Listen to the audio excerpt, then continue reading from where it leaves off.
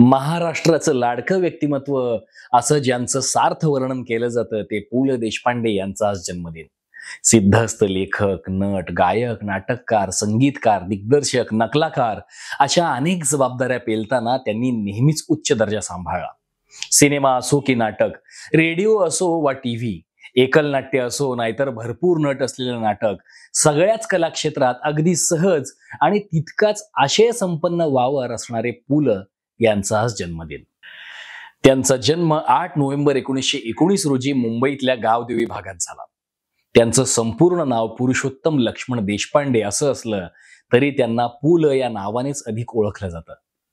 लहानपणापासूनच पु ल प्रचंड ऍक्टिव्ह होते. इतके की शांत बसण्यासाठी काही वेळा त्यांना पैसेही दिले जायचे. लोकांच्या वागण्या बोलण्यातले विसंगती टिपण्याचा त्यांना छंद होता.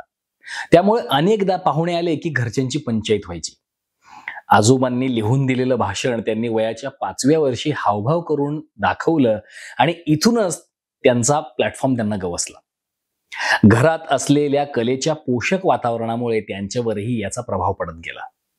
घरी संगीताच्या बैठका होत असल्याने त्यांचा कान अतिशय पक्का झाला आणि ते आपले आपणच पेटी वाजवायला शिकले. शाळेत असतानाच ते कवितांना चाली लावायचे. पार्ले टिळक विद्यालयातून त्यांचं शिक्षण झालं. नंतर ते इस्माईल युसुफ कॉलेज आणि गव्हर्नमेंट लॉ कॉलेजमध्ये शिकले. पुढे पुण्याच्या फर्ग्युसन महाविद्यालयात आणि सांगलीच्या विलिंग्टन महाविद्यालयातही त्यांनी काही काळ शिक्षण घेतलं. कलेक्टर ऑफिस, प्राप्तिकर विभाग, पेट्रोल रेशनिंग ऑफिस अशा अनेक ठिकाणी त्यांनी नोकऱ्या केल्या. दरम्यान त्यांच्यात दडलेल्या लेखकाची त्यांना ओळख होत होती आणि त्यांची लेखणी लिहिती राहू लागली. 1944 साली त्यांनी लिहिलेलं भट्या नागपूरकर हे व्यक्तिचित्र प्रकाशित झालं. सत्यकथामध्ये जीन आणि गंगाकुमारी ही लघुकथा त्यांनी लिहिली. पुढे त्यांनी लेखनाच्या विविध प्रकारांमध्ये अगदी मनमुराद विहार केला. व्यक्तिचित्र, प्रवास वर्णन, चरित्र, एकांकिका, नाटकं, लोकनाट्य, विनोदी कथा असे वेगवेगळे प्रकार त्यांनी हाताळले. त्यांच्या साहित्यिक कारकिर्दीवर नजर टाकली तर त्यांच्या लिखाणाचा झपाटा आपल्या लक्षात येतो. आपुलकी, गणगोत, गुण गायीनं आवडी, व्यक्ती आणि वल्ली ही त्यांची व्यक्तिचित्र खूपच गाजली. गाठोडं, पुरचुंडी, बटाट्याची चाळ ही त्यांची विनोदी पुस्तकं प्रसिद्ध आहेत. एका रविवारची कहाणी, बिगारी ते मॅट्रिक, म्हैस या त्यांच्या कथांनी लोकांना खूपच हसवलं. म्हैस या कथेवर काही सिनेमाही येऊन गेलेत. पुलंना प्रवास करायला आवडे. कामानिमित्त आणि फिरण्याच्या आवडीमुळे त्यांनी अनेक प्रांतांमध्ये आणि देशोदेशी प्रवास केला. या प्रवासात आलेले अनुभव त्यांनी अतिशय गमतीदार पद्धतीने पूर्वरंग, अपूर्वाई, जावे त्याच्या देशा अशा प्रवास वर्णनांमध्ये मांडले. पुलंनी लिहिलेली नाटकं हा एक स्वतंत्र विषय आहे. त्यांनी 10 पूर्ण लांबीची नाटकं लिहिली. यापैकी 6 रूपांतर होती. फुलराणी, सुंदर मी होणार, अंमलदार, तुझं आहे तुझपाशी, तुका म्हणे आता, एक झुंज वाऱ्याशी अशी त्यांनी लिहिलेली वेगवेगळी नाटकं. आजही त्यांनी लिहिलेल्या पुस्तकांची अतिशय उत्तम विक्री होते.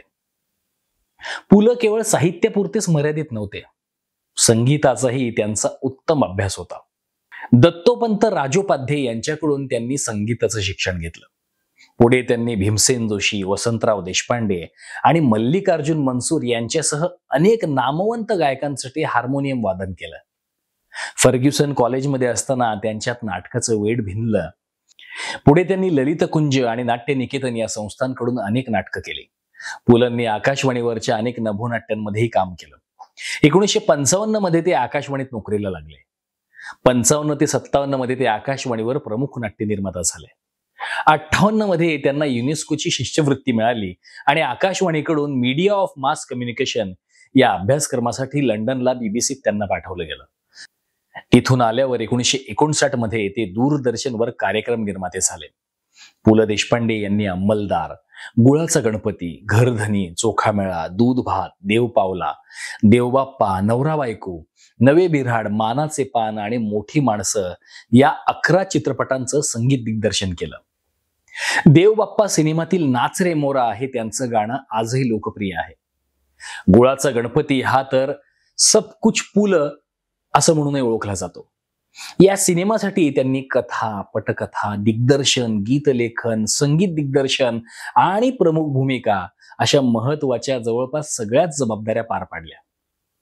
ग दि माडगुळकर यांनी लिहिलेल्या इंद्रायणी काठी या गाण्याला पुलंनीच चाल लावली. हे गाणं गदिमा, पु ल आणि पंडित भीमसेन जोशी यांच्यामुळे अजरामर झालंय. अनेक सिनेमांमध्ये त्यांनी भूमिकाही केल्या. त्यातले काही सिनेमे म्हणजे कुबेर, भाग्यरेषा, वंदे मातरम, मानाचं पान, गोकुळचा राजा. ते कथाकथनही करत असत. शब्दांची अचूक जाण, त्यावर योग्य त्या ठिकाणी जोर देणं आणि उत्तम टायमिंगच्या जोरावर ते रसिकांना खळखळून हसवत. पु ल यांचं साहित्य आणि कलेतील योगदान लक्षात घेऊन भारत सरकारकडून त्यांना पद्मश्री आणि पद्मभूषण पुरस्कारांनी सन्मानित करण्यात आलंय. महाराष्ट्र सरकारकडूनही त्यांना महाराष्ट्र भूषण पुरस्कार दिला गेलाय. या व्यतिरिक्त अनेक महत्वाचे मान सन्मान त्यांना मिळालेले आहेत. यात साहित्य अकादमी पुरस्कार, संगीत नाटक अकादमी, महाराष्ट्र गौरव, कालिदास सन्मान, पुण्यभूषण पुरस्कार अशा अनेक महत्वाच्या पुरस्कारांनी त्यांचा गौरव केलाय. पुलंचं पहिलं लग्न सुंदर दिवाडकर यांच्याशी झालं होतं, पण लग्नाच्या काही काळानंतरच त्यांचं निधन झालं. पुढे मग त्यांनी सुनीताबाईंशी 12 जून 1946 रोजी विवाह केला. सुनीताबाई ही मराठीतील प्रथितयश लेखिका होत्या. या दोघांच्या 54व्या लग्न दिनाच्या दिवशी म्हणजेच 12 जून 2000 रोजी पुणे इथं पुलंचं निधन झालं. ते तेव्हा 80 वर्षांचे होते. त्यांच्या मराठी साहित्यातील योगदानाचा गौरव म्हणून महाराष्ट्र सरकारने मुंबईत पु ल देशपांडे महाराष्ट्र कला अकादमी या संस्थेची स्थापना केली. पुलंच्या हस्ताक्षरावर आधारित पु ल 100 हा मराठी फॉन्टही तयार करण्यात आलाय. पुण्यात पु ल देशपांडे उद्यान हे उद्यान त्यांच्या स्मरणार्थ तयार करण्यात आलंय. महेश मांजरेकर यांनी त्यांच्या आयुष्यावर भाई, व्यक्ती की वल्ली या सिनेमाची निर्मिती 2 भागात केली होती.